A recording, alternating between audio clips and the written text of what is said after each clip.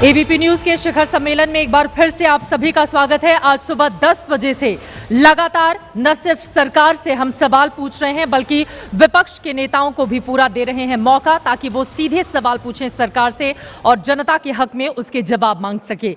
और अब हमारे साथ दो बेहद खास मेहमान, जिनके बीच पूरी उम्मीद है गर्मागर्म बहस होने की, इस वक्त इस सभागार में आ चुके हैं। उन दोनों को ही मैं मंच पर आमंत्रित करना चाहूंगी।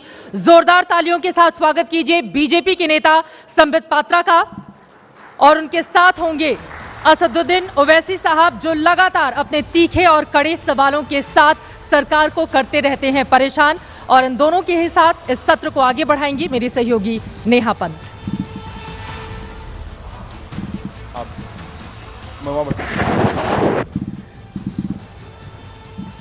शुक्रिया आपका चित्रा, बहुत बहुत स्वागत है। बीजेपी के राष्ट्रीय प्रवक्ता संबित पात्रा जी हमारे साथ मौजूद हैं और आज उनके सामने होंगे ऑल इंडिया एमआईएम के मुखिया असदुद्दीन ओवैसी जी। आप दोनों का बहुत बहुत स्वागत। शिखर सम्मेलन में आप लोग आए हैं और परिचय के दोनों मोहताज नहीं है। राजनीति में आप कह सकते हैं एक दूसरे के पूरक हैं। अगर संबित पात्रा ना हो तो असदुद्दीन ओवैसी नहीं, और अगर असदुद्दीन ओवैसी ना हो तो संबित पात्रा की राजनीति नहीं। चलिए सवालों का सिलसिला हम शुरू करते हैं। और सबसे पहले असदुद्दीन ओवैसी साहब, मोदी सरकार ये दावा करती है कि वो सबका साथ सबका विकास के मंत्र पर चलती है, और इसी मंत्र के साथ 3 साल उसने कामकाज किया।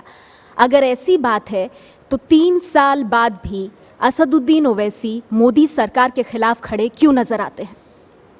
मैं इसलिए उनके खिलाफ खड़ा हूं क्योंकि 2012 में उस वक्त क्रूड ऑयल की कीमत 110 रुपया बैरल थी और पेट्रोल 70 रुपये था। आज क्रूड ऑयल की कीमत $50 पर बैरल है और पेट्रोल 70 रुपये है। और जब ये सरकार बात करती है सबका साथ सबका विकास, इंडिया फर्स्ट, गरीब के साथ हम हैं, हम पेट्रोल के ऊपर कृषि कल्याण, इनकम टैक्स, सर्विस टैक्स, स्वच्छ भारत और प्रॉफिट के बाद 30 रुपये होता है, तो आखिर 70 रुपये क्यों लिए जा रहे हैं? दूसरी बात, नौकरियों का वादा, मोदी जी की वो स्पीच मुझे आज भी याद है जो शायद आपके चैनल पर आपने दिखाई थी। उन्होंने कहा था कि 50 साल के उम्र के लोगों को तो हम कुछ नहीं कर पाएंगे, मगर जो नौजवान पीढ़ी उनको नौकरी देंगे। आप बताइए कि हर साल 2 करोड़ नौकरियों का वादा उन्होंने किया था। आज ऑर्गेनाइज सेक्टर, अनऑर्गेनाइज सेक्टर तबाह बर्बाद होकर रह गया। 1.5 लाख नौकरियां मिली हैं और हर साल हिंदुस्तान में 1 करोड़ 20 लाख बेरोजगार नौजवान रोजगार मार्केट में आते हैं। इसीलिए मैं उनका खिलाफ हूं। तीसरी बात यह है कि उन्होंने कहा था कि कश्मीर के मसले को हम हल करेंगे, यानी स्ट्रांगली डील करेंगे। 2014 में अनंतनाग में 65% पोलिंग हुई। आज ये सरकार वहां पर पोलिंग नहीं करवा सकती। श्रीनगर का बाई इलेक्शन हुआ, 4% और 7% पोलिंग होती है। सरकार आपकी है, एक कश्मीरी पंडित को आप नहीं लेकर गए वहां पर। और कॉर्डन एंड सर्च के नाम पर हद तो यह हो गई कि मासूम बच्चियां पत्थर फेंकने में मजबूर हो चुकी हैं इनके गलत पॉलिसियों की वजह से। और फिर आप देखिए कि नौकरियां तो नहीं मिली हैं। नौकरियां एक ही जगह पर मिल सकती है कि अगर कोई गौरक्षक बन गया तो उसको नौकरी मिल जाएगी। अगर बीजेपी आरएसएस के कोई फाउंडेशन दिल्ली में है तो वहां पर नौकरी भी मिल जाएगी, हो सकता है कि वो मंत्री भी बन जाए। तो ये ऐसे अहम मुद्दे हैं जिस पर बीजेपी सरासर नाकाम साबित हुई, और इसीलिए पठानकोट के बाद 16 आर्मी बेसिस के ऊपर हमला हुआ। फिर कहां गया वो जवाब? कहां गया वो बड़े बड़े बुलंद बांग दावे कि बिरयानी नहीं खिलाएंगे आप? बिरयानी तो नहीं खिलाए, मगर बिन बुलाए मेहमान बन के नवाज शरीफ घर में उतर गए आप। ठीक है ओवैसी साहब, तो ये अहम कारण है जिसकी वजह से आप कह रहे हैं आप आज भी मोदी सरकार की खिलाफत करते हैं इन वजहों को लेकर। संबित पात्रा जी, तो किसका साथ किसका विकास फिर असदुद्दीन ओवैसी पूछ रहे हैं? और क्या वाकई में मोदी सरकार में इतना आसान है मंत्री बनना, पद लेना, नौकरी पाना, जैसे उन्होंने गौरक्षक होने की बात कही? देखिए, पहली बात तो इन्होंने बिरयानी की बात की कि हम जाके पाकिस्तान में बिरयानी खाए। कल ही इंटरनेशनल कोर्ट ऑफ जस्टिस में जो हुआ है उसके बाद से पाकिस्तान वाले बिरयानी नहीं खा पा रहे हैं। कल से नवाज शरीफ जी का बिरयानी खाना बंद हो गया है, मैं आपको क्लियर कर दूं। दूसरी बात इन्होंने कही मासूम बच्चे, कश्मीर में मासूम बच्चे पत्थर फेंक रहे हैं। हाथ जोड़ के मैं कहूंगा, जो पत्थर फेंक रहे हैं उनको मासूम मत कहिए। इंडिया के आर्मी के चीफ जनरल बिपिन रावत ने थोड़े दिन पहले ही कहा था कि हम आपसे निवेदन करते हैं पत्थर मत फेंकिए और आतंकवादियों को बचाने की कवायद मत करिए। अगर यूं ही पत्थर फेंकते रहेंगे तो we will treat you as overground workers of terrorist. हम आपको आतंकवादियों के सहायक के रूप में ट्रीट करेंगे। और मैं, भूल जाइए मैं बीजेपी का प्रवक्ता हूं, पहले मैं एक हिंदुस्तानी हूं और मैं अपने आर्मी के चीफ के कहे वाक्यों को रिस्पेक्ट करता हूं। हां, पत्थर फेंकने वालों को यह मत बोलिए कि हमारे नीतियों के कारण वो पत्थर फेंक रहे हैं। पत्थर वो पाकिस्तान की नीतियों के कारण, आतंकवाद को बढ़ावा देने वाले नीतियों के कारण फेंक रहे हैं। और अगर हम इस सच्चाई को नहीं जान पाएंगे और कहेंगे कि मोदी सरकार गलत है, तो मैं कहूंगा राजनीतिक कारणों से आप कह रहे हैं। तीसरी बात आपने नौकरी की कही। मैं यूं ही नहीं आया हूं, पूरी प्रिपरेशन के साथ आया हूं। एक हफ्ते पहले का यह आर्टिकल हिंदू अखबार का है। India's unemployment rate drops 50% in 7 months on Modi government's rural push। MNREGA जो कि एक मॉन्यूमेंटल फेल्योर था, विगत कुछ वर्षों में जिस प्रकार, इसी वर्ष के आप आंकड़े देखिए, 48,000 करोड़ रुपया मनरेगा में दिया गया। यह अखबार की जो रिपोर्ट है, यह एसबीआई का रिसर्च कहती है कि 166% increase anganwadi, 158% increase drought proofing, rural drinking water 698% increase, ये सब इंक्रीज हुआ है। पर वादा तो 2 करोड़ का था, ऐसा विपक्ष कह रहा है। वादा आपने कितना किया था और उसके मुकाबले आप थोड़ा बढ़ा रहे हैं, तो उसको बढ़ा चढ़ाकर दिखाएंगे। 2 करोड़ का आपने वादा कहा था कि हम रोजगार प्रति वर्ष 2 करोड़ का देंगे। मुद्रा योजगार के माध्यम से, मुद्रा योजना के माध्यम से 7.5 करोड़ लोगों को विगत 2 वर्षों में हमने स्वरोजगार दिया है, उनको लोन दिया है। तो ये 4 करोड़ से तो अधिक हो गया, 7.5 करोड़। ये तो इकोनॉमिक सर्वे 5.9 करोड़ कह रही थी, उसके बाद ऐड भी हुआ है। ओवैसी साहब, मैं आपकी टिप्पणी चाहूंगी इस पर। जो संबित पात्रा 2 बातें कही, एक तो रोजगार पर वो कह रहे हैं आंकड़े मैं समझ गया, मैं बोलूंगा। और दूसरा कश्मीर। संबित पात्रा अंग्रेजी जानते हैं, मुझसे अच्छी जानते हैं, वो शेक्सपियर पढ़े हैं। ना। आज टाइम्स ऑफ इंडिया के नेशनल एडिशन में लिखा हुआ है कि इकोनॉमी 7% ग्रो हो रही है और अनएम्प्लॉयमेंट 5% है। ये जवाब पार्लियामेंट में भी दिया गया। मनरेगा की आप बात करते हैं, ये सरकार डियरनेस अलाउंस 20% बढ़ाती है और मनरेगा में 1 रुपया बढ़ाती है। और 1 रुपया बढ़ाती है तो वर्किंग डेज कम क्यों करती है सरकार ये? और पैसे स्टेट को रिलीज क्यों होती है? ये डिमांड ड्रिवन स्कीम है, उसको रोक क्यों देते हैं? तीसरा, आप कहते हैं पत्थर मार रहे हैं, पाकिस्तान कर रहा है। तो क्या आप मैं खुश हूं कि आप अपनी नाकामी का इकरार कर रहे हैं कि आप पाकिस्तान को कामयाब कर रहे हैं कश्मीर में, इसलिए कि आपकी सरकार है। आप क्या कर रहे हैं वहां पर? अगर वो पत्थर मारे तो पाकिस्तान से पत्थर नहीं आ रहा। आपका एलिनेशन, आपके गलत पॉलिसीज, आपका डिप्टी चीफ मिनिस्टर। और हद तो ये हो गई मैडम कि कश्मीर में इन्होंने कहा था, बल्कि इनके बुजुर्गों ने कहा था कि 1 कॉन्स्टिट्यूशन रहेगा, 2 कॉन्स्टिट्यूशन नहीं रहेंगे, 2 झंडा नहीं रहेगा। नागा फ्रेमवर्क ऑफ एग्रीमेंट में क्या कहते हैं कि शेयर्ड सॉवरेनिटी।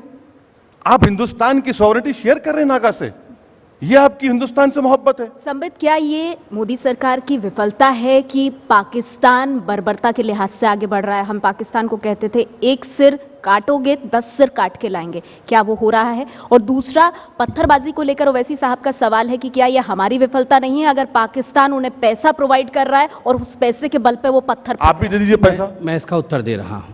पहली बात तो है, आप ये कहते हैं हमारी विफलता है। जब आर्मी चीफ ने यह स्टेटमेंट दिया कि हम इनको छोड़ेंगे नहीं, जब पेलेट गन चलाया गया और पेलेट गन के कारण कोई अगर झुक के पत्थर उठा रहा है तो स्वाभाविक है वो हताहत हो जाएगा, उसके आंख में लग जाएगा, उसके सर में लग जाएगा, क्योंकि पेलेट गन तो देखता नहीं है कि कौन झुक रहा है पत्थर उठाने के लिए। तब मुझे माफ करिएगा, ओवैसी साहब जैसे लोगों ने कहा पेलेट गन बंद करो। इन जैसे लोगों ने कहा कि नहीं, ये तो एलियनेशन के कारण हो रहा है, ये तो इनको एम्प्लॉयमेंट नहीं मिला, इनको नौकरी नहीं मिली, ये बेचारे बच्चे इसलिए पत्थर फेंक रहे हैं। 4 दिन पहले जाकिर मूसा का एक वीडियो सारे न्यूज चैनल ने दिखाया, आप लोगों ने भी दिखाया। वो जाकिर मूसा क्या कह रहा था? वो जाकिर मूसा कह रहा था पत्थर फेंको, पत्थर फेंको हिंदुस्तान से कश्मीर को अलग करने के लिए नहीं, पत्थर फेंको इस्लाम के लिए, पत्थर फेंको कैलिफेट के लिए, पत्थर फेंको किस प्रकार रेडिकलाइज करना है उसके लिए। और उस समय ओवैसी साहब निकल के कहते हैं याकूब मेमन को फांसी इसलिए दे दिया क्योंकि वो मुस्लिम था। देखिए, जो सवाल संबित की बात से निकल करके आ रहा है, वो सवाल ये है याकूब मेमन का अगर मैं शेम बोल रहे हैं तो जस्टिस शाह ने क्या कहा? जो लॉ कमीशन के चेयरमैन थे, उनका बयान पे शेम नहीं बोलेंगे आप? और मैं आज भी कह रहा हूं, पंजाब में आपकी सरकार थी, बेन सिंह को मारने वालों को फांसी नहीं दिया आपने, आपकी सरकार थी। तमिलनाडु असेंबली से रेजोल्यूशन आ गया। अब कश्मीर का मसला यह है कि सरकार इनकी है, ये अपनी नाकामियों को एग्रेसिव नेशनलिज्म से जोड़ते सर, हैं। इससे एक छोटा सवाल, आप पूरा कीजिए बात, जो संबित का सवाल है बस उतना आप अच्छा, तक मुझे पूछ- पहुंचाना है। पूछिए। सिर्फ वो जो एक लाइन उन्होंने कहा कि जब इस तरह के वीडियो सामने आते हैं और कहा जाता है कि आप कश्मीर को भारत से अलग करने के नाम पर पत्थर मत फेंकिए, आप इस्लाम के नाम पर आप पत्थर मैडम मेरे से तब ऐसे नहीं, लोगों आप को मुझ- सीधे निंदा नहीं होनी चाहिए। आप और नो इफ संपित नो बट। नहीं, आप और संपित मुझे हिंदुस्तान के खिलाफ समझते हैं। बिल्कुल नहीं सर, बिल्कुल नहीं ना, मैं तो ठीक सीधा है। उनका एक अब सवाल आप तक पहुंचा आपको ना संपित को इख्तियार है कि आप मेरे नेशनलिज्म का इम्तिहान लें। जो भी हिंदुस्तान के खिलाफ होगा मैं उसके खिलाफ था और इंशाअल्लाह रहूंगा। हमने जिना के पैगाम को ठुकराया। संपित इंडियन बाय बर्थ है, मैं इंडियन बाय चॉइस और बर्थ भी हूं, ये हमें उनमें फर्क है। दूसरी बात यह है कि संपित के बुजुर्ग आजादी की लड़ाई में हिस्सा नहीं लिए थे। संपित के बुजुर्ग महात्मा गांधी के कत्ल के बाद तिरंगे को और कॉन्स्टिट्यूशन को माने। हमने पहले से माना उसको। आखिरी बात यह है कि संपित साहब, हुकूमत आपकी है, मेरी नहीं है। आपका डिप्टी चीफ मिनिस्टर है। आप क्या कर रहे हैं वहां पर? आप क्या कर रहे हैं वहां पर? संबित, मैं अगर आप वो बात आप ओवैसी ये साहब सवाल कह तो रहे हम हैं, आपसे संबित जी, करना चाहिए मैं उसको एक कि लाइन में आप अगर क्या प्रेस कर रहे कर हैं? दूं, आप नाकाम साबित हो गए। कश्मीर की सुनिए। अशांति क्या नहीं, नहीं, बीजेपी एक की सेकंड पहले राजनीति बुजुर्गों का है या हिसाब किताब बीजेपी की होगा। विफलता है? पहले बुजुर्गों का हिसाब किताब होगा, क्योंकि बुजुर्ग आए हैं इस डिबेट में, मैं लेके नहीं आया। उसके बाद बाकी प्रश्न होगा। पहली बात है, ओवैसी साहब ने कहा कि वो बाय चॉइस इंडियन है। ओवैसी साहब, मैं हाथ जोड़ के बोलता हूं, जनता बैठी हुई है, देश सुन रहा है, कोई और चॉइस था क्या? हिंदुस्तान से सुंदर देश। मैं आपको पूछ रहा हूं, मैं आपको आज पूछ रहा हूं, आप हिंदुस्तान की जनता को जवाब दीजिए। आपने कहा बाय चॉइस आप इंडियन है। मेरे पास कोई चॉइस नहीं है, ये मेरी मिट्टी है, मेरी मां है, मेरी मां के सिवा दूसरा कोई चॉइस नहीं है। आप बता दीजिए, आपके पास दो माएं खड़ी थी, आपने इस मां को चुना, मेरे पास तो मेरी एक ही मां थी, मेरे पास दो मां नहीं हो सकती। दूसरी बात, मैं आपको आपके बीच में मैं सुना आपको, मैं कंप्लीट कर दूं। दूसरी बात, दूसरी बात पे आ जाऊं। बुजुर्ग की बात कही गई। ठीक है, फिर मैं आती हूं आपके पास। ओवैसी मैं आज यहां पे सीना ठोक के कह सकता हूं, मेरे बुजुर्ग इस मिट्टी के लिए मर रहे थे, खप रहे थे, उनका कंकाल इस मिट्टी में दफना है। मगर मुझे बहुत कष्ट होता है। आप लोगों के पास गूगल है, गूगल करिए राजाकार ऑफ हैदराबाद, गूगल करिए, आपको इतिहास मालूम पड़ेगा इनके बुजुर्ग का। ठीक है, एक तीसरा मैं अंत कर दूं, सिर्फ खत्म कर दूं। ठीक है, बहुत सम्मान करता हूं मैं ओवैसी साहब का, पार्लियामेंटेरियन है। सबसे बड़ी बात है, इन्होंने कश्मीर की बात कही, पत्थरबाजों की बात कही। हम पिछले वर्ष 11 IAS सस्पेक्ट पकड़े गए थे हैदराबाद में। ओवैसी साहब वही व्यक्ति है, जब पुलिस उनको पकड़ के ले गई थी तो इन्होंने निकल के कहा था, इनको पुलिस पकड़ के ले गई है क्योंकि ये मुस्लिम यूथ है और मैं इनको लीगल एड दूंगा। एक मिनट ओवैसी साहब, मैं चाहूंगी इस पर आप जवाब दें। सुनिए, लीगल एड देना संपित साहब के अख्तियार में नहीं है। लीगल एड देना कॉन्स्टिट्यूशन देता है, कॉन्स्टिट्यूशन देता है। साध्वी प्रज्ञा ठाकुर को क्या आरएसएस ने लीगल एड नहीं दिया? क्या साध्वी आरएसएस के आज भी नहीं दे रही है कर्नल पुरोहित को? इसीलिए दे रही कि कॉन्स्टिट्यूशन देता है। आप दुनिया की कोई ताकत किसी एक्यूज को नहीं रोक सकती। हमने लीगल एड दिया अजमल कसब को और दुनिया के सामने बताया। सुनिए, स्टेट ने दिया, स्टेट दे सकती है। सुनिए, मैं बाय प्रोफेशन लॉयर भी हूं, मैं किसी का भी केस लड़ सकता हूं। तीसरी बात, श्यामा प्रसाद मुखर्जी ने महात्मा गांधी के कातिलों के खिलाफ पैसा जमा किया था। बताइए, आप कंडेम करेंगे उसको? हिस्टोरिकल फैक्ट है, बिल्कुल नहीं है फैक्ट, बिल्कुल फैक्ट नहीं है। सरदार पटेल के बुक्स के लेटर्स के बुक्स में बात लिखी गई है और बिल्कुल नहीं को पढ़ना चाहिए। मैं फिर से कह रहा हूं, ठीक है, आप श्यामा प्रसाद मुखर्जी को ऐसा मैं मत आपसे कहिए। कह रहा हूं, कश्मीर में क्या करेंगे आप? श्यामा प्रसाद कश्मीर में मैं अमल वही लाएंगे? सवाल कश्मीर में क्या आप करूंगा बता दूं? मैं ना जरा इस डिस्कशन, इस चर्चा को मैं लाना चाहती हूं। मुखर्जी हमारे पार्टी के फाउंडर हैं, या कह दूं मैं आपको, जहां हुए बलिदान मुखर्जी वो कश्मीर हमारा है। आज कश्मीर में वीजा नहीं लगता है, क्यों? क्योंकि श्यामा प्रसाद मुखर्जी वहां बलिदान होके आए, वरना कश्मीर में जाने के लिए वीजा और परमिट लगता था। जुड़ा मेरा एक सवाल, और जो जनता की तरफ से आया, वीजा, ठीक है, अरुणाचल जाने के लिए वीजा, सब जवाब निकाल दूंगा, दीजिए ना, फिर निकाल दीजिए ना अरुणाचल। चलिए आप दोनों ने अपनी बात रखी और जाहिर सी बात है आप दोनों ये कुछ मुद्दे हैं जिस पर कभी एक साथ नहीं होंगे। स्टेट सॉवरेनिटी, मैं फ्रेमवर्क ऑफ एग्रीमेंट। ओवैसी साहब, थोड़ा आगे मैं आप ही का सवाल लेके आना चाहती हूँ। संबित, सीधा जवाब चाहूंगी। ये सवाल दरअसल हमें ट्विटर पे भी मिला है, इसीलिए देखिए दर्शक भी हमारे, तो मैं सारे सवाल जोड़ के, कश्मीर में अशांति बीजेपी की राजनीति है या बीजेपी की विफलता, ये सवाल पूछा गया। देखिए, कश्मीर में जिस प्रकार की अशांति फैल रही है या अशांति जो बताया जा रहा है, ऑपोजिशन का मेन एलिगेशन है कि ये बीजेपी और पीडीपी की जो अनहोली नेक्सस है उसके कारण हो रहा है। मैं आपसे पूछता हूं, आप जनता जनार्दन है, ये जो बीजेपी पीडीपी जब सरकार में तो अभी जुम्मा 1.5 वर्ष से आई है, उससे पहले जब हमारी सरकार नहीं, 2 साल हो गया, चलिए 2 साल हो गया, मैं तो बोलता हूं 3 साल भी कर दीजिए। उससे पहले पत्थरबाज नहीं थे, उससे पहले जम्मू कश्मीर एकदम स्वर्ग बना हुआ था, उससे पहले कोई अशांति नहीं था। आप जब तक असल मुद्दे पर बात नहीं करेंगे कि वहां रेडिकलाइजेशन हो रहा है, वहां वहाबिज्म फैल रहा है और ओवैसी जैसे लोगों को बाहर निकलकर लिबरल मुस्लिम्स को इस पर अटैक करना चाहिए, सूफिज्म लाना चाहिए। आप लोग बहुत बड़ी बड़ी बातें करते हैं, वहां अनएम्प्लॉयमेंट की लड़ाई नहीं हो रही है, इसका जवाब आप देना वहां पर चाहेंगे? रेडिकलाइजेशन हो रहा है। आप लोगों को वहां नहीं, निकलकर उन्होंने अपनी बात डिमांड रखी, करना बिल्कुल चाहिए। संबित ने अपनी बात रखी, वो आपसे अपील कर रहे हैं। सूफिज्म की बात आप कर रहे क्या करेंगे कश्मीर के हालात बदलने के लिए? मैं सूफिज्म की बात कर रहे, कभी फनाफिल्लाह का मतलब बता दीजिए दुनिया को। फनाफिल्लाह किसको कहते? फनाफिल मुरीद मुर्शिद किसको कहते? सिर्फ पढ़ के आइए। दूसरी बात ये कश्मीर में मैं मालूम आप बहुत पढ़े लिखे, मैं कम पढ़ा लिखा हूं। नहीं सर, सही है, नहीं सही है सर, मैं दिल्ली ओपन यूनिवर्सिटी का डिग्री नहीं होल्डर हूं। सुनिए, आप मेरी बात सुनिए, मैं आपसे पूछ रहा हूं, गवर्नमेंट आपकी है, रेडिकलाइजेशन अगर हो रहा है, हम गए थे वहां पर, मैंने 12 सजेशन राजनाथ सिंह साहब को दिए, एक सजेशन पर इंप्लीमेंटेशन नहीं हुआ। आप पूछ लीजिए, कभी राजनाथ सिंह साहब को बिठाइए, मुझे बिठाइए। आपने एक कोई सजेशन बता सकते हैं जो आपने दिया हो वहां का बेहतर भविष्य के लिए? मैंने कहा था कि सर पहला ये काम आप कर सकते हैं कि वहां कश्मीर के वैली के जितने अखबार के एडिटर्स उनको बुलाइए, उनसे बात करिए, उनको समझाइए। दूसरा मैंने कहा था कि वहां पर जो एप्पल ग्रोअर्स है, उनका उस वक्त हम गए थे, वो खराब हो रहा है, उसको ट्रांसपोर्टेशन का मुहैया करिए। तीसरा हमने कहा था कि जितने लोग 100 से ज्यादा बच्चे अंधे हो चुके थे, आप उनके लिए वहां एक हॉस्पिटल खोलिए। आप बताइए, ऐसे 12 सजेशन हमने दिए, ये पूरे अपोजिशन ने दिए। क्या हुआ? पावर में ये है, ये अपनी गलतियों को छुपाने के लिए बात कर रहे हैं। उनका जवाब ले लीजिए। 12 सजेशन दिए इन्होंने, 3 अभी इन्होंने जिक्र किया। राजनाथ जी जब गए थे, पिछली बार आप लोगों ने विजुअल देखा होगा, राजनाथ जी जब कश्मीर गए थे, महबूबा साहब का मैडम के साथ बैठे थे, प्रेस कॉन्फ्रेंस भी की थी, उससे पहले एडिटर्स से भी मिले थे, नवयुवकों से भी मिले थे, एप्पल ऑर्किड्स जो लोग चलाते हैं उनसे भी मिले थे, किस प्रकार से ट्रांसपोर्टेशन होगा उस विषय में भी बात की थी। मैं ओवैसी साहब से एक बात पूछता हूं, आपने सबके ह्यूमन राइट्स देख लिए, जो बच्चे अंधे हो गए, जिनके ऊपर पैलेट बरसा, उनका देख लिया। आप मुझे आज जनता के सामने यह बता दीजिए, आर्मी के ऑफिसर ने 9 लोगों को बचाने के लिए अगर एक स्टोन पेल्टर को अपनी गाड़ी के आगे बांध के 9 लोगों को जीवंत बचा के ले आए, आप उसके लिए क्या कहते हैं? उनके ह्यूमन राइट के बारे में सोचा है कभी आपने कि आर्मी के लोगों का भी ह्यूमन राइट होता है? क्या बात दो तरफा होनी चाहिए? मैं इनका जवाब दे देता हूं। मैं इनका, देखिए इन लोगों का हिपोक्रेसी देखिए।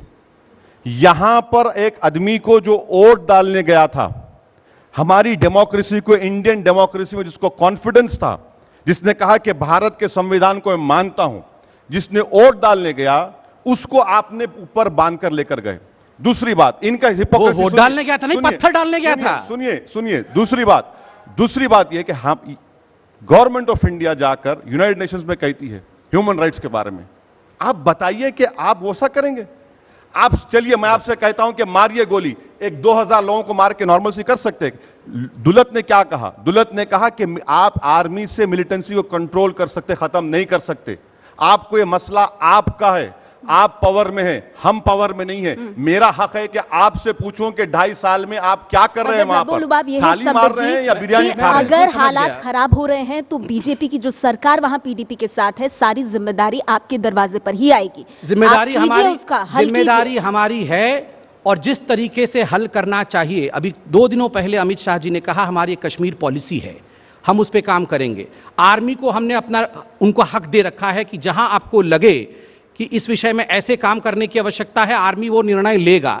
मगर आर्मी जब निर्णय लेगा तो इस प्रकार के ह्यूमन राइट एक्टिविस्ट निकल के आ जाएंगे, आप कहेंगे कि वो वोट देने गया था, जिसको जीप के सामने बांधा गया वो वोट डाल रहा था। आप जब तक सच्चाई को सच्चाई नहीं बोलेंगे और जब तक झूठ को झूठ नहीं बोलेंगे, वो वहां वोट डालने नहीं गया था मैडम, वो वहां पत्थर बरसाने गया था। और आर्मी के ऊपर संशय मत करिए, मैं हाथ जोड़ के कहता हूं।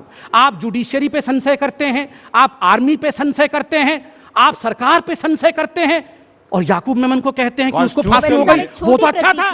तो आप बताइए हम करें तो क्या करें? सुनिए, इतना चीख मत मारिए। मैं सुनता हूं अच्छी नहीं, चीख मारना पड़ता है तभी तो नहीं, आप कश्मीर में जाके चीख मारिए, लाल चौक में जाके चीख मारिए, आप चीख नहीं मारने, वहां पर जाइए, पैलेट गन से हो जाएगा। अरे पैलेट गन से कुछ हल नहीं हो रहा, सिर्फ 150 बच्चे नाबीना हो गए, 100 लोग मर गए, उसके बावजूद भी आप कुछ नहीं कर पा रहे। आखिरी बात सुनिए, बच्चे पत्थर फेंक रहे हैं। सुनिए, नहीं, बच्चे पत्थर फेंक रहे हैं आपकी पॉलिसियों की वजह से। स्कूल के बच्चे पत्थर पे 2008 में हम थे 2008 में आपकी नाकामी की वजह से, आपकी गलतियों की वजह से, आपकी पॉलिटिकल बैंकरप्सी की तरफ से। और आप संपीत साहब, मैं आपसे कह रहा हूं कि आप फेस करो कश्मीर के अवाम को। आप आर्मी क्यों डाल रहे? कॉन्स्टिट्यूशन में मुझे राइट है, हमारे देश की आर्मी है। सुनिए, कॉन्स्टिट्यूशन ने मुझे राइट दिया है कि मैं आर्मी को भी पार्लियामेंट में क्वेश्चन कर सकता हूं। आर्मी का जनरल का पोजीशन कहां है वो पूछिए। और मेरी अगर मैं क्वेश्चन करता हूं तो शक करता हूं। आपका बोलने का मतलब है कि असदुद्दीन ओवैसी आपका हम ख्याल हो जाए, आप जो बोले हाँ हाँ हमें हाँ मिला नहीं समझता, वो नहीं हो सकता। ठीक है, चलिए, इन्होंने कहा आर्मी को भी ये क्वेश्चन कर सकते, ठीक है, आर्मी को भी क्वेश्चन कर सकते हैं, सुप्रीम कोर्ट के चीफ जस्टिस को भी क्वेश्चन कर सकते हैं, बस एक व्यक्ति को, याकूब मेमन को क्वेश्चन नहीं कर सकते हैं, बाकी सबको क्वेश्चन कर सकते हैं। याकूब मेमन को जस्टिस एपी शाह का स्टेटमेंट पढ़ लीजिए उसके बाद। मैं नहीं जानता किसी एक का स्टेटमेंट। जब सुप्रीम कोर्ट ने ठप्पा लगा के फांसी दी थी तो सुप्रीम कोर्ट ने ठप्पा लगा के फांसी दी थी, बस फांसी दी है, हो गया, मानता हूं। ऐसे अब इतने लोग हैं, उनको भी फांसी दीजिए। चलिए, ये एक मंच है जहां आप दोनों अपनी बात रख रहे हैं और आप दोनों को देश की जनता सुन रही है, लेकिन जाहिर सी बात है ये अदालत नहीं है, हमें कुछ और मुद्दों की तरफ बढ़ना होगा। मैं कुछ 2 सवाल ले लेती हूं दर्शकों के लिए, आप दोनों के लिए आए हैं, फिर अगले मुद्दे पर जाएंगे। ओवैसी साहब, एक सवाल आपसे ये है और फिरोज बख्त अहमद साहब हैं जो पूछते हैं, ऐसा कहा जाता है कि आप नूरा कुश्ती कर रहे हैं क्योंकि आप बीजेपी के लिए सीधा हाथ बने हुए हैं, आप क्या कहेंगे इस पर? नहीं, उनका नाम क्या बताया आपने? फिरोज बख्त अहमद साहब का ये सवाल है आप। फिरोज बख्त अहमद साहब से मैं इतना ही गुजारिश करूंगा कि दिल्ली का इलेक्शन मैं लड़ा, बीजेपी जीत गई, JNK ने लड़ा, बीजेपी जीत गई, हरियाणा ने लड़ा, बीजेपी जीत गई, कहां कहां झारखंड बीजेपी जीत गई, हर जगह जीत गई। शायद वो कांग्रेस के चाहने वाले हैं। अब कांग्रेस को अगर दुनिया की ताकतवर दवा दी जाए और उसमें अगर जान आ जाए तो उसको नोबेल प्राइज मिलना चाहिए। मैं उसका जवाब नहीं हूं, तो उनको चाहिए कि अपनी पार्टी से जाकर कहें डेमोक्रेसी में मुझे राइट है लड़ने का। अगर आप बीजेपी से मुकाबला नहीं कर सकते और हार रहे हैं मोदी के सामने, तो भाई साहब घर में बैठे किसी और को मौका दीजिए। ठीक है, संबित, एक सवाल आपसे है, एडवोकेट है रोहित पांडे, और वो पूछ रहे हैं बीजेपी सरकार के पास केवल 2 ही मुद्दे हैं जिसे बीजेपी हमेशा उठाती है, कश्मीर और राम मंदिर। इन दोनों मुद्दों पर सरकार विफल रही है, क्या इसी कार्यकाल में दोनों मामले आप सुलझा देंगे या फिर एक और कार्यकाल चाहिए? देखिए, जहां तक मुद्दों का सवाल है, ये गलत होगा कहना, with all due respect to the audience, कि केवल 2 मुद्दे हैं। जनता जनार्दन है, जनता ही भगवान है। वो कह रहे हैं आपकी राजनीति इन्हीं के इर्द गिर्द चलती है। जब मैं चुनाव के वक्त राजनीति ऊपर जाती है और चुनाव के बाद ठंडी पड़ जाती है। देखिए, जनता भगवान है, जनता ही जनार्दन है। अगर इसी जनता ने हमें उत्तर प्रदेश में 325 सीट दिया है, तो क्या उत्तर प्रदेश की जनता ने कश्मीर के लिए हमें वोट दिया है? बिल्कुल नहीं। बेरोजगारी के लिए, वहां के कानून व्यवस्था के लिए, वहां किस प्रकार सड़क बने उसके लिए दिया है। तो सारे मुद्दों को लेकर हम आगे बढ़ रहे हैं। जहां तक कश्मीर का मुद्दा है, देखिए, मैं तो अपने प्रधानमंत्री जी से और हमारे पार्टी के अध्यक्ष से जानता हूं कि ये इस प्रकार के प्रधानमंत्री हैं, एक ऐसे मजबूत प्रधानमंत्री हैं जो विगत 10 वर्षों से भारतवर्ष ने देखा नहीं है। आप उन पर विश्वास रखिए, कश्मीर का मुद्दा प्रधानमंत्री जरूर सुलझाएंगे। मतलब एक कार्यकाल और चाहिए राम मंदिर और कश्मीर के लिए? नहीं, एक कार्यकाल और तो हम लेंगे ही जनता के आशीर्वाद से, मगर हम सुलझाएंगे इसको। इसी कार्यकाल में भी सुलझाएंगे। इतने ताकतवर प्राइम मिनिस्टर हैं कि 2016 में 7 साल के बाद 64 सिक्योरिटी फोर्सेस मारे गए।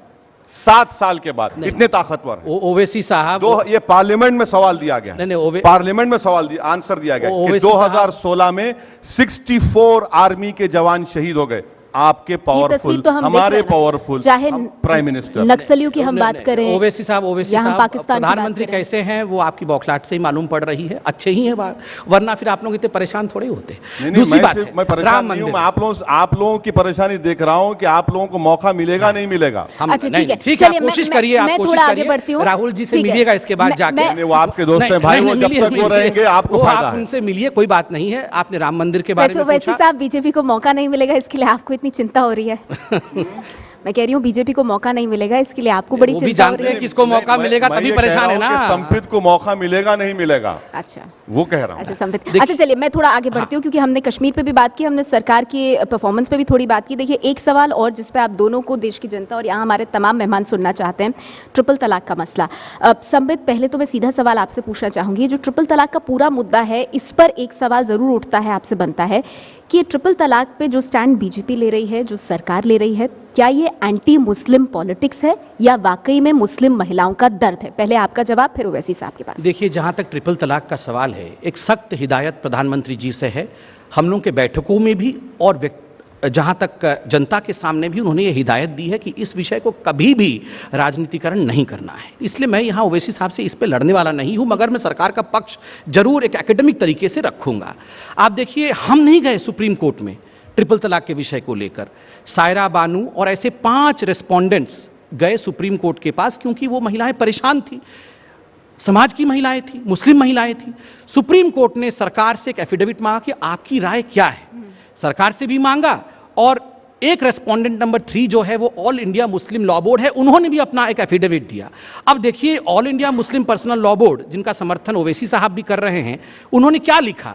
मुस्लिम पर्सनल लॉ बोर्ड ने लिखा कि ये जो ट्रिपल तलाक है ये अनडिजायरेबल, अर्थात ये पाप है, ये अच्छी बात नहीं है, मगर फिर भी ये बने रहना चाहिए। क्यों बने रहना चाहिए? 3 कारण दिया। कारण नंबर 1 कि जो महिलाएं होती हैं उनकी डिसीजन मेकिंग कैपेसिटी, फैसला लेने की शक्ति पुरुषों से कम होती है। कारण नंबर 2, ये इतना लंबा केस वेस चलेगा तो फिर ऐसा भी हो सकता है कि पति किसी दिन गुस्सा जाए, पत्नी को जला दे या हत्या कर दे, तो मरने से अच्छा है कि ट्रिपल तलाक से छुटकारा हो जाए। तीसरा, अगर पति किसी दिन केस में गुस्सा जाएगा और भरे अदालत में कह देगा कि मेरी पत्नी चरित्रहीन है, तो भरे अदालत में और पूरे दुनिया के सामने वो महिला चरित्रहीन बन जाएगी और उसका जीवन बर्बाद हो जाएगा। इससे अच्छा है कि वो ट्रिपल तलाक लेके चली जाए। सरकार ने कहा नहीं, हम संविधान के साथ है, ये 21वीं शताब्दी का भारत है, इसमें चाहे कोई कहे कि महिला छोटी है आदमी से, उसकी बुद्धि कम है, मगर हम मानते हैं कि पुरुष और महिला बराबर है और वो डिग्निटी के साथ सर उठा के जीने की हकदार है।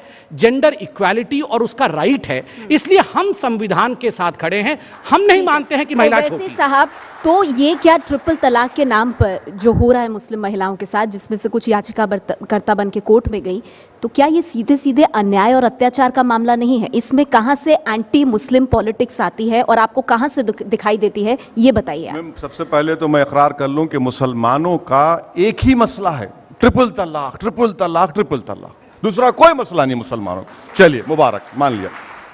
अब मुझे ये बताइए कि 2011 का सेंसस C4 ये कहता है कि 44 लाख हिंदू बहनें हमारी वो बिगमस रिलेशनशिप में हैं, और Hindu marriage act, succession act के तहत दूसरी हिंदू वाइफ को अपने हस्बैंड के प्रॉपर्टी में शेयर नहीं मिलता। क्या ये वायलेशन नहीं आर्टिकल 14 का और 16 का? इस पर सरकार क्या कर रही है?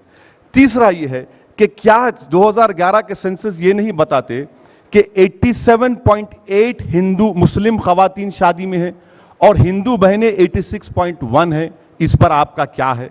तीसरी बात यह है कि 20 लाख हिंदू बहनें अबैंडन और डिवोर्स हैं, जिसमें एक मोहतरमा गुजरात की भी हैं, उसके बारे में आपका क्या है, यह बता दीजिए। पांचवी बात यह है कि हिंदुस्तान में 4 करोड़ 20 लाख विधवाएं हैं, जिसमें वृंदावन में हजारों की तादाद में औरतें बैठी हुई हैं। कभी मन की बात में उनका भी तो जिक्र कर लो मेरे प्राइम मिनिस्टर। मैं आपसे कह रहा हूं, मैं आपसे, और आखिरी बात, आपका सवाल, आखिरी बात मैं कह रहा हूं कि मुस्लिम पर्सनल लॉ बोर्ड ने साफ तौर पर कहा है कि आपको अगर तलाक देना है, आप ट्रिपल तलाक मत दीजिए। अगर कोई मुसलमान देगा तो हम उसका सोशल बाइकआउट करेंगे।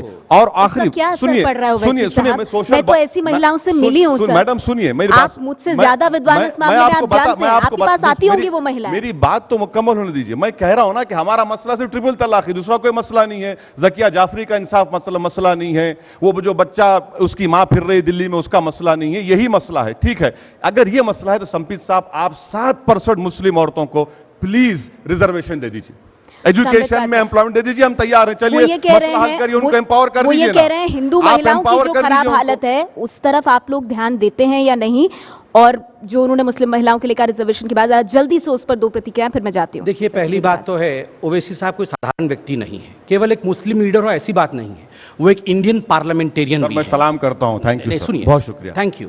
आप एक पार्लियामेंटेरियन भी हैं, वेरी गुड। और जब एक पार्लियामेंटेरियन ये कहता है कि तो क्या हो गया, जो मुस्लिम महिलाओं के ऊपर अत्याचार हो रहा है, वो भी तो है वृंदावन वाली, वो भी तो है गुजरात में, वो भी तो है कर्नाटक में। अरे तो इनको भी जाने दो ना, वो सब भी परेशान हो रही है, तो इनको भी परेशान होने दो। पहले गुजरात वाली का कर लो। साहब सुनिए, इसमें रेटोरिक का कोई स्थान नहीं है। मैं इतना बताऊंगा कि अगर कोई भी हिंदू महिला यहां भी जो बैठी है, अगर उनमें से किसी को भी लगे कि उनके साथ अत्याचार हो रहा है, दे आर फ्री, वो सुप्रीम कोर्ट में जा सकती है। और मैं यहां आपके पास बैठ के, मैंने किसी से बात नहीं कही है, मगर मैं कह सकता हूं कि हमारे प्रधानमंत्री, हमारी पार्टी, हमारा संविधान उनके साथ खड़ी मिलेगी, हम उसके साथ खड़े होंगे। क्रिश्चियन, देखिए क्रिश्चियंस महिलाएं भी गई थी डाइवोर्स के लिए, उनका केस भी तो चल रहा है, उनके मामले में भी तो सरकार संविधान के साथ खड़ी है। तो ये बोल रहे हैं कि all India Muslim personal law board कह रहा है महिलाओं की बुद्धि कम है, तो बुद्धि कम है हम मान जाए, ये पार्लियामेंटेरियन है, बुद्धि कम है महिलाओं की। गलत बात नहीं, आप मानते हैं कि ऐसा नहीं कहा? गलत बात नहीं, ये झूठ बोल रहे हैं। Decision making power, exact word बोल रहा हूं मैं, झूठ बोल रहे हैं। डिसीजन मेकिंग नहीं, झूठ नहीं बोल रहा हूं। सुनिए, अगर आप भूल जा रहे हैं इतनी नौजवानी में, तो डर हो रहा है मुझे। अगर आप उम्र में आके भूल तो मुस्लिम पर्सनल लॉ बोर्ड ने कोर्ट में दिया है ओवैसी साहब, क्या उसमें डिसीजन मेकिंग पावर की बात उन्होंने नहीं की है? पर्सनल लॉ बोर्ड ने मैडम ये भी कह दिया है कि जब निकाह होगा उस वक्त मुस्लिम महिला को ये राइट होगा कि वो कंडीशन इनकॉर्पोरेट करे। ये पहले क्यों नहीं हुआ? ये पहले ये अदालत की चौखट पर जाने से पहले महिला क्यों चली गई वहां पर? मैं आपको बता रहा हूं कि तेलंगाना में, आंध्रा में हमारे पास अगर आप जाएंगे तो बुकलेट है जो गवर्नमेंट इशू करती है, उसमें आप कंडीशन लिखिए। इस्लाम में मैरिज एक कॉन्ट्रैक्ट है, सैक्रेमेंट नहीं है, कॉन्ट्रैक्ट है। और पर्सनल लॉ बोर्ड ने कहा कि आज आप लिखिए, आप कौन रोक रहा है आपको? सर, कॉन्ट्रैक्ट है, निकाह के लिए आप महिला की सहमति मांगते हैं और तलाक व्हाट्सएप पे दे देंगे, सोते सोते दे देंगे सर, वहां सहमति नहीं आएगी। सुनिए, मेरी बात सुनिए, कॉन्ट्रैक्ट तो दोनों तरफ से चले ना। व्हाट्सएप के बारे में आप कह रहे हैं ना, दिल्ली हाई कोर्ट ने कल क्या कहा? एक शख्स ने, एक बूढ़े बाप ने कहा कि मेरा बेटा और मेरी बहू मुझे निकाल रहे हैं, तो कोर्ट ने कहा आप नोटिस सर्व किए? तो उसने कहा कि सर व्हाट्सएप पर किया और ये ब्लू टिक आ गई, कोर्ट ने कहा सर्व हो गया। ठीक है, अब आप बताइए। अब मैं इसका जवाब दे, मैं आपको कह रहा हूं कि ट्रिपल तलाक कोर्ट खत्म नहीं कर सकता, ना मोदी साहब के भाषण खत्म कर सकते। ये मुसलमानों का मसला है और इंशाअल्लाह ताला इंडियन एक्सप्रेस की रिपोर्ट है कि नॉट इवन 0.23% ट्रिपल तलाक होता है, बाज़ाब्ता सेंसस है, एम्पिरिकल एविडेंस है, ये खत्म होगा और हमारी मेहनत तो होगी। ये मेरा सवाल है, बस एक छोटा सा सवाल, समय तुरंत उस पर आप जवाब दीजिएगा। ओवैसी साहब, बस मैं अपनी जानकारी के लिए जानना चाहती हूँ, क्योंकि मैं ट्रिपल तलाक की कई पीड़ित महिलाओं से मिली हूँ और मैंने बोलते बोलते उनकी आंखों में आंसू देखे हैं। अब वो चीजें जो भी हैं, अब आगे अब जाएंगे अपने। मुझे ये बताइए, आपके पास तो आती होंगी वो महिलाएं, तो आप उन्हें क्या आप उन्हें ये कहते हैं कि देखिए उस समाज में भी नाइंसाफी हो रही है, वहां भी ये हो रहा है, अगर फरियादी बनकर कोई आए तो उसे अपनी समस्या का समाधान चाहिए। इनके सवाल मुझे क्या मतलब कि दुनिया जहान में कहां क्या हो रहा है? सुनिए, मैं इनके सवाल का जवाब दे रहा था कि सुप्रीम कोर्ट में मुस्लिम महिला नहीं गई। जस्टिस डावे एक मसला सुन रहे थे कि हिंदू बहन ने कहा कि मेरे भाइयों ने बाप की इजाजत का मसला नहीं दिया, तो जस्टिस डावे ने अनफॉर्चुनेटली कहा कि इसको अब मुसलमानों में अब हम इसको सो मोटो लेते हैं। शायरा बानो की तो याचिका है ना? और शायरा बानो का आप कह रहे हैं ना, शायरा बानो के शौहर अब कोर्ट को गए हैं, वो कह रहे हैं कि रेस्टिट्यूशन ऑफ कंजुगल राइट्स कर दो। मैं आपसे एक बात कह रहा हूं, संपित से भी कह रहा हूं कि रिफॉर्म जब आएगा ना सोसाइटी में, वो संपित साहब या मोदी साहब के भाषण से नहीं आएगा, कोर्ट के फैसलों से नहीं आएगा, वो हमको मेहनत करना पड़ेगा। मुस्लिम समाज कर रहा है। मैं साल में मैडम 50-60 मीटिंग्स करता हूं इसी के ऊपर कि ये समाज में सुधार लाओ, रिफॉर्म लाओ। गलतियां होती हैं, काजियों का क्या सर, मौलानाओं का क्या, जो कहते हैं व्हाट्सएप पे आ गया, नहीं अब तो लड़के ने दे दिया, मानना पड़ेगा लड़की को, उनका क्या सर? रिफॉर्म आप तो हर जगह नहीं हो सकते ना। चलिए मान लिया आप इंसाफ करते हैं उन महिलाओं के साथ, रिफॉर्म तो होना पड़ेगा ना। रिफॉर्म सोसाइटी में जब होगा तो खत्म होगा। आपके सामने कह रहा हूं ये हो रहे हैं, नहीं होना चाहिए, मगर कैसा रोकेंगे आप?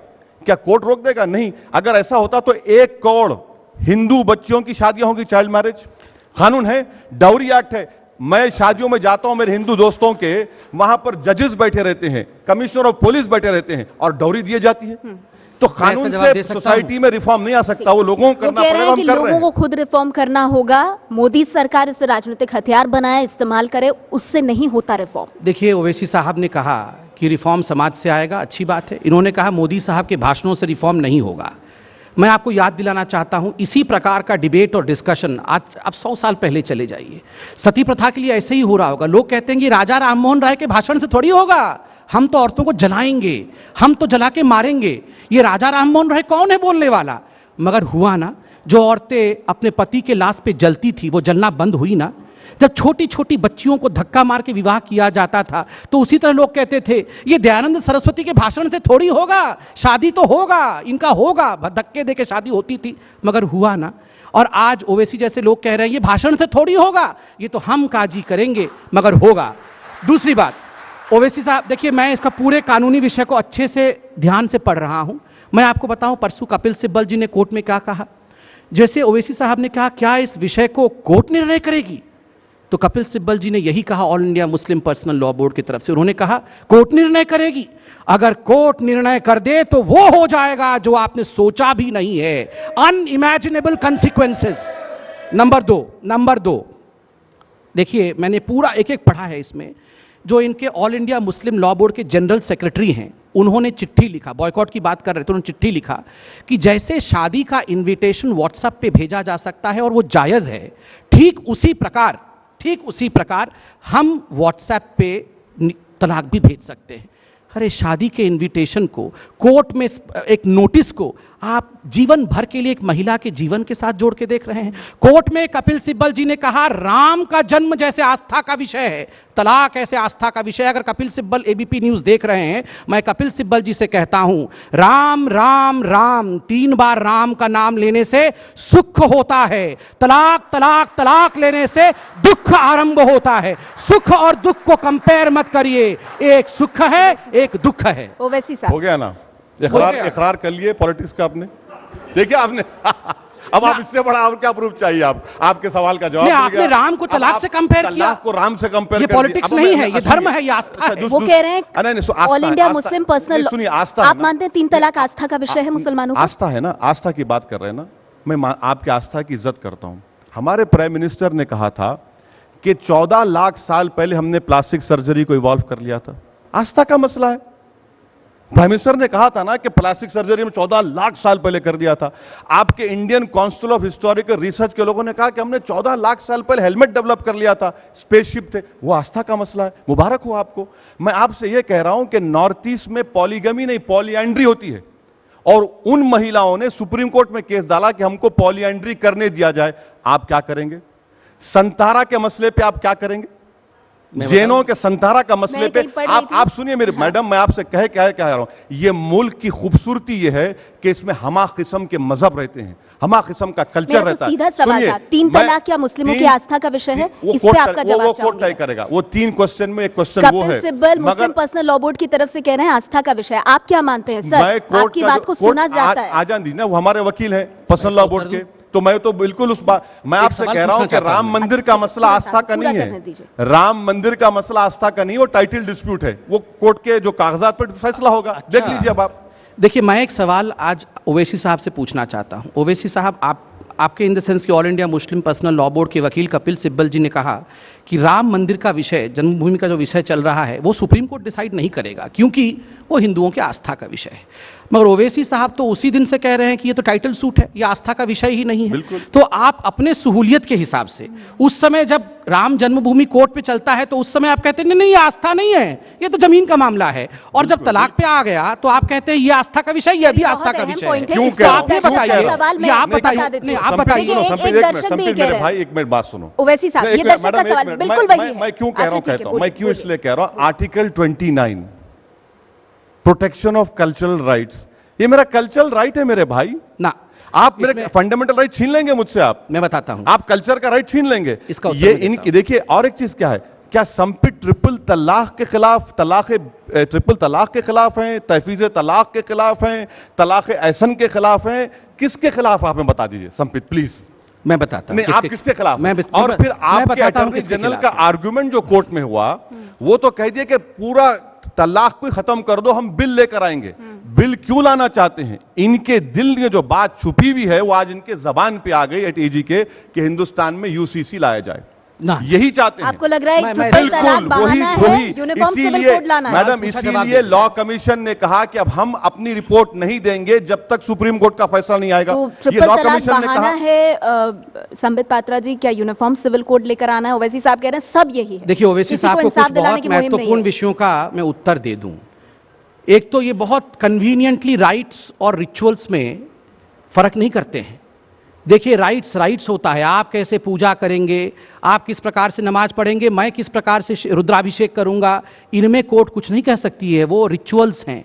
मगर राइट्स, महिलाओं के अधिकार, आपने फंडामेंटल राइट की बात की, एक नहीं दसियों ऐसे कोर्ट के वर्डिक्ट आए हुए हैं, 2002 में भी है, उससे पहले भी है, उसके बाद भी है, जब कोर्ट ने कहा है कि जब आप आर्टिकल 29 की बात कर रहे थे, आर्टिकल 25 से 29 तक जो आपको प्रैक्टिस करने का, रिलीजियस प्रैक्टिस करने का आपको छूट दिया गया है, जब उसका और फंडामेंटल राइट में टकराव होगा आर्टिकल 13 के तहत, तो फंडामेंटल राइट्स ऊपर रहेगी। यह महिलाओं का अधिकार का विषय है। और सुनिए, मैं किसके खिलाफ हूं? मैं इस्लाम का सम्मान करता हूं, मैं आपका सम्मान करता हूं, मैं इस्लामिक महिलाओं का सम्मान करता हूं, मगर मैं किसी भी महिला के मानव अधिकार का हनन हो, मैं उसके खिलाफ हूं। आप किस बात से इनकार कर रहे हैं? जो वो बोल रहे हैं उससे किस बात से असहमत है? प्रॉब्लम संपित का यह है कि वो लॉ नहीं पढ़ कर आए हैं। पूरा पढ़ के आए हैं। मेरे भाई, आप लॉर्ड डेनिंग है, मानता हूं मैं, आप सुनिए मेरी बात को। नहीं, लॉ इतना पढ़ के 12 बजे रात को जाके याकूब मेमन को डिफेंड कर रहे थे, उससे अच्छा तो मैं अनपढ़ ही ठीक हूं भैया। सुनिए, नहीं सर, मेरे पास दिल्ली यूनिवर्सिटी के एमए की डिग्री नहीं है भाई, प्लीज सुन लीजिए। आर्टिकल 25 जो है वो एब्सोल्यूट राइट नहीं है, मानते हैं ना आप उसको। आर्टिकल 29 एब्सोल्यूट राइट है। आर्टिकल 25 में आप रोक लगा सकते हैं, आर्टिकल 29 में नहीं लगा सकते। चलिए, आप लोग बहुत आर्टिकल यहाँ खेल रहे हैं। देखिए, एक हिंदी गाना है ना, दिल विल प्यार व्यार मैं ना जानू रे, बस मैं नहीं जानता सच में ये आर्टिकल मैं इतना जानता हूं, जब आधी रात को तलाक तलाक तलाक बोल दिया जाता है किसी को, क्योंकि उसने नमक नहीं डाला होता है खाना में, और धक्के मार के उस पत्नी को बाहर निकाल दिया जाता है। शाहबानो जैसी महिला 70 साल की उम्र में हाथ पसार के घूमती है कि 10 रुपए मिल जाए, तो ये मानव अधिकार का विषय, इतने पढ़ने की जरूरत नहीं है। थोड़ा सा दिल पढ़ लो, नजर पढ़ लो, तब इसमें सब कुछ हो जाता है। ओवैसी साहब, आर्टिकल, लॉ, कानून, उसको तो वो तो कोर्ट में मामला है, उसको देश का जो सर्वोच्च न्यायालय है उस पर फैसला सुनाएगा। मैं बस ये एक सवाल पूछ के फिर बाकी मुद्दों पर आऊंगी। सीधी सी बात मैं इतना पूछना चाहती थी कि ट्रिपल तलाक की जो महिलाएं पीड़ित हैं, और आप भी जानते हैं कि वो कौन से ट्रिपल तलाक की बात हो रही है, क्योंकि वो मुस्लिम महिलाएं खुद कहती हैं कि ये शरीयत में भी कहीं नहीं है, 90 दिन का वक्त होता है। मैं इतनी जानकार नहीं हूं, लेकिन जितनी उनसे बात हुई है और उनकी समस्या सुन के बता रही हूं। जो एक झटके में तलाक हो रहा है, जिसका फायदा उठा करके कई महिलाओं की जिंदगी बर्बाद की जा रही है, क्या उससे खत्म नहीं होना चाहिए? और क्या मौलाना, काजी, ये सब लोग विफल नहीं रहे हैं कि इनसे मार खाने के बाद, अपने घर से बाहर निकलने के बाद अब वो न्यायालय पहुंचे? इसमें विफलता तो आप सब लोगों की है ना। देखिए मैडम, जो आप पैरोकार हैं उनके। सुनिए, सोसाइटी में रिफॉर्म लाना है, और वो रिफॉर्म मुस्लिम सोसाइटी लाएगी। और आप देखेंगे, पहले तो एम्पिरिकल एविडेंस ये बताता है कि नॉट इवन 1%। मैं आपके सामने कह रहा हूं कि 44 लाख हिंदू महिलाएं दूसरी शादी करी हैं। इसके बारे में तो कुछ कर लो, वो तो रिकॉर्ड है ना। आर्टिकल 14, आर्टिकल 16, इस पे कोई बात नहीं करेंगे। मैं थोड़ा आगे बढ़ जाती हूँ, वक्त की थोड़ी मेरे पास कमी है। एक सवाल और है, संबित, आप पर यह आरोप है और असदुद्दीन ओवैसी साहब और विपक्षी पार्टियों की तरफ से लगता रहता है कि वोट के लिए आप किसी भी सीमा तक जाएंगे। ओवैसी साहब, मैं आपको कोट कर रही हूँ, कुछ गलत हो तो मुझे करेक्ट कीजिएगा। ओवैसी साहब का एक बयान है अभी हाल फिलहाल का, जिसमें उन्होंने कहा है कि बीजेपी के लिए यूपी में गाय मम्मी है, नॉर्थ ईस्ट में यम्मी है। ये बीजेपी का पाखंड नहीं है तो और क्या है? इस पे क्या जवाब आप देना चाहेंगे? इसके बाद कोई मारेगा तो नहीं ना मुझे? यहां पर कोई गौरक्षक तो नहीं है? जरा सेफ्टी का इंतजाम करो संपित भाई। देखिए ओवैसी साहब हमारे मंच पे हैं, पूरा इंतजाम है, चिंता मत। साहब, सेफ्टी की बात सुनिए। नहीं, पीलू खां की तरह के मैं शहीद ना हो जाऊं। ये जो ऐसा है ना, ये जो लोग टीवी में सबसे ज्यादा आते हैं, सुबह ऑन करिए तो हमारे भाई ओवैसी साहब नजर आते हैं, सब जगह आते हैं, फिर बोलते हैं हमें ये बोलने का हक नहीं दे रहे हैं, हमारा बोलने का हक छीन लिया, हमारा सेफ्टी। अरे आप तो यहाँ इतनी खुशी में बैठे हुए हैं, सुबह से शाम तक गाली देते रहते हैं सरकार को, फिर बोलते हैं हमें मार दिया रे, हमें बर्बाद कर दिया रे, हमें जाने। ये हिपोक्रेसी ठीक नहीं है। दूसरी बात है, मम्मी है यूपी में, गाय हमारे लिए पूजनीय है, क्योंकि सदियों से गाय पूजनीय थी और रहेगी। देखिए, कुछ प्रश्नों पे डिबेट नहीं हो सकता है। गाय पूजनीय थी, गाय मां है, मां पे डिबेट नहीं हो सकता है। मैं इसको आपको शुरू से स्पष्ट कर दूं। गोरक्षा के नाम पे जो गुंडाई कर रहे हैं, कम से कम उन पे तो लगाम लगनी चाहिए। प्रधानमंत्री और कोई नहीं, इस पे स्वयं प्रधानमंत्री ने कहा है, और प्रधानमंत्री ने ही हैज मिन्स्ड नो वर्ड्स। उन्होंने स्पष्ट शब्दों में कहा है कि कोई गाय के नाम पर गुंडाई नहीं करे। कोई सुन रहा है? प्रधानमंत्री को ऐसे गुंडाई करने वाले लोग सुन रहे हैं? सवाल यह है। देखिए, कानून हर जगह, उत्तर प्रदेश हो या कहीं भी जहां आप सवाल पूछ रहे हैं, कानून अपना काम करेगी। जिन जिन राज्यों में हम आए हैं वहां कानून व्यवस्था आप कह रहे हैं सही कानून हुई है, से बड़ा मगर कोई नहीं है, और बार-बार प्रधानमंत्री की बात अंतिम वाक्य है बिल्कुल। इस मामले में। मैं जो वैसे साहब, इनसे संक्षेप में। पूछना चाह रहा हूं, ये पहले तो ये बोल रहे हैं कि गाय पे बहस नहीं हो सकती। भाई साहब, क्या सद्दाम हुसैन की हुकूमत है? दूसरी बात यह है, अगर आप गाय के लिए कुछ करना चाह रहे, 1 लाख करोड़ का आउटले दीजिए ना। ट्रिपल तलाक पे बहस नहीं हो सकती है, गाय पे होगी। हो रही बहस, हो रही ना, सद्दाम बहस हुसैन कर रहे। वो ट्रिपल मैं तो तलाक पे जवाब सद्दाम दिया हूं हुसैन था आपको, क्या? मैं तो जवाब दे रहा हूं आपको। बहस कर रहे हैं आप, कह रहे नहीं होनी चाहिए, मैं कह रहा हूं होनी चाहिए। मोदी के खिलाफ भी होनी चाहिए। क्यों नहीं होगी? गाय पे क्यों भी हो नहीं करिए, सकती वो तो कर ही रहे हैं सुनिए, आप। स्वामी विवेकानंदा क्या कहे गाय के बारे में, वो बता दीजिए। आखिरी बात यह है, क्या कहा उन्होंने गाय के बारे में? आपको किताब भिजाऊंगा मैं। अच्छा, अब मेरे बोल पास होली बहुत पॉलिटिक्स कम ऑफ है, काउ। बहुत बोल तो कम है, दीजिए। बहुत कम है। टाइम नहीं है। हाँ जी। स्वामी नॉर्थ विवेकानंद ने ईस्ट आपके बारे में भी क्या कहा था? हाँ, खादरा साहब, बोल दी पूरा मेरे कर बारे में दीजिए, उन्होंने मुझे अच्छा कहा, wind up बुरा करना कहा, है। छोड़ पूरी दीजिए। मैं समाज के लिए कुछ संपित कहा साहब, था, मैं आपने- दुनिया का सबसे ना, बड़ा ना, टेररिस्ट मैं हूं। नहीं, नहीं, आप दूध के ना, धुले हुए हैं, आप- आप राजा हरिश्चंद्र ना, हैं, ना, उसके बाद आप क्यों वो हैं? वैसे देखिए, पूरा की हम अब आप बात मेरी करते बात- होंगे, स्वामी पूरा करेंगे। विवेकानंद को गाय के मामले में मत लाइए। नॉर्थ ईस्ट में क्या करेंगे लोग? एक इलेक्शन जीतने के लिए आप वहां पर वो हम बैन नहीं लगाएंगे। केरला में आपका कैंडिडेट कहा कि अगर मैं जीत जाऊंगा पार्लियामेंट का इलेक्शन तो सबसे अच्छा गाय का गोश्त मैं दूंगा। क्या वो हाइजीनिक होगा या हाइब्रिड का होगा? वो आप बताइए। गोवा में आप क्या करेंगे? गोवा में तो आप कुछ नहीं कर पा रहे हैं। आप ये बता दीजिए कि ये इशू आप कब तक चलाएंगे? गौ रक्षकों को आपने एक विजिलेंटी ग्रुप नहीं बन गए, बल्कि वो बीजेपी का एक अनऑफिशियल टीम है जो उनके इस एजेंडे को प्रोपोगेट करते रहता है और माहौल को अच्छा, गर्म ठीक है। रखता है। देखिए, मुझे खत्म करना मैं होगा तो सिर्फ बिल्कुल। इतना हाँ। कहना चाहता हूं, देखिए, आप सेकंड कहते हैं कि गौरक्षक जो है वो भारतीय जनता पार्टी की टीम है। देखिए, मैं इस छिछले राजनीति में नहीं जाना चाहता हूं। जितने लोग आईएएस का सस्पेक्ट कर रहे हैं, आप उनको लीगल एड भी देते हैं। मैंने तो कभी नहीं कहा कि वो आपकी टीम है। तो आप जो लोग हमारे अभी नहीं आपने हैं, कहा। नहीं, अरे आपने शुरू में कह दिया मुझे। मैंने मुझे कहा कि माफ आप कीजिए, उनके आप दोनों सिंपैथाइजर सम्मानित जरूर हैं। मेहमान हैं, लेकिन मुझे, और बहुत अच्छे वक्ता भी हैं, आपको घंटों तक और सुन सकती है देश की जनता, लेकिन मेरे पास समय की कमी है। बहुत बहुत शुक्रिया असदुद्दीन ओवैसी साहब Thank you. और संबित पात्रा जी, आप दोनों का आने का। मेरी कमीज उजली या तुम्हारी कमीज ज्यादा दागदार, हमेशा हम कहीं ना कहीं आरोप प्रत्यारोप में इसमें फंस जाते हैं। चलिए, बहुत बहुत धन्यवाद आप दोनों का, कीमती वक्त निकाला, शिखर सम्मेलन में आए। ये है एबीपी न्यूज, आपको रखे आगे।